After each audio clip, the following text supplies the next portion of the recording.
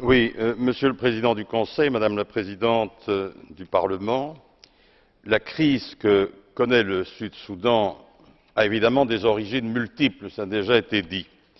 Des divisions ethniques, des enjeux économiques. Il est évident que l'appât du gain pétrolier n'est pas pour rien dans les troubles, des rivalités stratégiques et un voisinage difficile.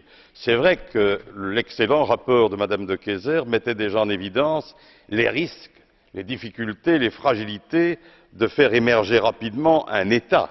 C'est évident que 2 ans, comme le dit ma collègue De Keyser, c'est peu. Alors au-delà des souffrances des Sud-Soudanais qui ont fait des centaines de milliers de déplacés et de réfugiés, la crise qui sévit au Sud-Soudan menace aussi évidemment la stabilité régionale. On peut penser à l'Ouganda, à la RDC, le Soudan lui-même, la Corne de l'Afrique, mise à mal par le conflit qui se déroule aussi en République centrafricaine et dont on est encore loin d'entrevoir une solution. Le Sud-Soudan est actuellement à la croisée des chemins. C'est vrai que nous devons rappeler au président Salva Kiir et à son rival, l'ancien vice-président Riek Machar, que c'est à eux aussi de prévenir l'escalade de la violence et notamment la dérive ethnique qui en découle. Nous saluons l'ouverture des négociations de paix le 6 janvier dernier. Nous appelons à un accord de cessez-le-feu immédiat pour garantir aussi l'accès à l'aide humanitaire. Il faut qu'un dialogue politique inclusif qui porte notamment sur la libération de tous les prisonniers politiques soit enclenché.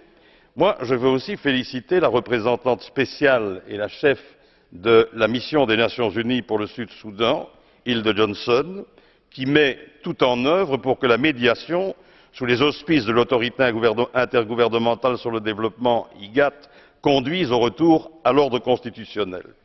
Alors, Monsieur le Président du Conseil, étant donné l'engagement particulièrement important de l'Union européenne au Sud-Soudan, nous pensons qu'il serait judicieux de prévoir une prolongation du mandat du représentant de l'Union européenne pour la Corne de l'Afrique, Alexander Rondos, qui s'est rendu, vous l'avez d'ailleurs dit, dans la région et qui a établi des contacts réguliers avec les acteurs clés du Sud-Soudan et de la région. Ne pas le prolonger ou ne pas prévoir cette prolongation signifierait évidemment le témoignage d'un déficit d'engagement de la part de l'Union européenne, ce que je n'ose pas croire.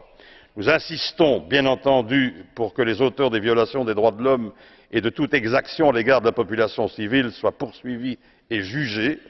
La communauté internationale doit et peut peser de tout son poids pour que les négociations de paix se poursuivent et permettent d'éviter une guerre civile.